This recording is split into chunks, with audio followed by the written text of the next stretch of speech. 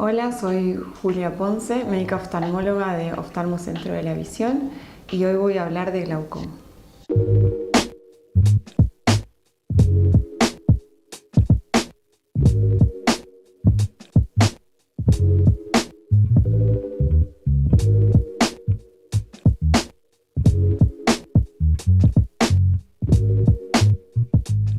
El glaucoma es un daño en el nervio óptico, es una de las principales causas de ceguera en personas después de los 60 años, es ceguera irreversible, es progresiva, no va a manifestar síntomas en la mayoría de los casos. Al glaucoma lo podemos clasificar de diferentes maneras, de hecho existe una amplia clasificación. Las más comunes son el glaucoma de ángulo abierto, que es un glaucoma asintomático, crónico, es el más frecuente de presentación. El glaucoma de ángulo cerrado, que es un glaucoma de presentación aguda, es realmente una urgencia en oftalmología. Y podemos hablar de los glaucomas secundarios, que son glaucomas posteriores a otra alteración, por ejemplo, un traumatismo ocular, por ejemplo, pseudofoliación o algo que se conoce como síndrome de despigmentación. Y tenemos los glaucomas en la infancia, ¿no? En los niños. El glaucoma de ángulo abierto es la presentación más frecuente de glaucoma, se asocia principalmente a la presión ocular alta. Tener presión ocular alta no es sinónimo de tener glaucoma.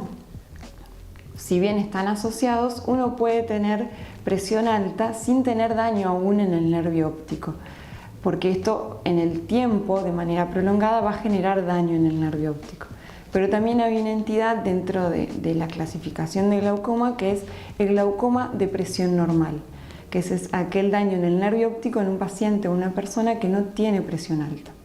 Como la presión ocular no da síntomas, uno puede tener el ojo blanco, ver perfecto, no usar anteojos, no tener dolor de cabeza, pero estar teniendo la presión ocular alta. Si bien decimos que no presenta síntomas, el glaucoma de ángulo cerrado, que era una de las clasificaciones de glaucoma, sí presenta síntomas y esta es una urgencia oftalmológica, entonces hay que estar atento a un ojo rojo, doloroso, a la visión borrosa, espontánea. A veces podemos ver halos de luces o como un anillo de arcoíris, eso es por el edema corneal. Hay un dolor, una cefalea de hemicráneo muy pronunciada, hasta a veces se puede estar asociada a vómitos, náuseas. Existe un síntoma que es de aparición tardía, que es la pérdida del campo visual. Entonces, va a manifestarse cuando ya haya mucho daño en el nervio óptico, por eso es que es importante detectarlo de manera precoz, para evitar justamente llegar a esa pérdida de campo visual que va a ser irreversible. Sobre este punto, un paréntesis, la presión ocular no está relacionada con la presión arterial, son mecanismos de producción diferentes. En cuanto a los factores de riesgo para padecer glaucoma, están aquellos pacientes mayores de 40 años, van a tener más riesgo de tener daño en el nervio óptico, antecedentes familiares de glaucoma, cuestiones anatómicas como tener pseudofoliación, como tener miopías altas o tener hipermetropías muy altas. Al momento del diagnóstico de glaucoma, como decía, tiene que ser parte de la evaluación general que va a realizar un oftalmólogo en cualquier consulta de rutina. Se va a evaluar la agudeza visual, se va a evaluar la presión ocular, se puede complementar con otros estudios como es el campo visual para evaluar si ya hay algún daño en la función del nervio óptico, con un OCT, que es una tomografía del nervio óptico para evaluar la cantidad de pérdida de capas de fibras nerviosas. Con un fondo de ojos, previo a un OCT, podemos evaluar cómo se encuentra ese nervio óptico, incluso documentarlo con una retinografía. Y también es importante hacer un estudio que se llama paquimetría, porque de esa manera vamos a corroborar si la presión ocular realmente está alta o está enmascarada por el espesor corneal. En cuanto al tratamiento del glaucoma, es muy variado y va a depender de la clasificación que nosotros realicemos del glaucoma.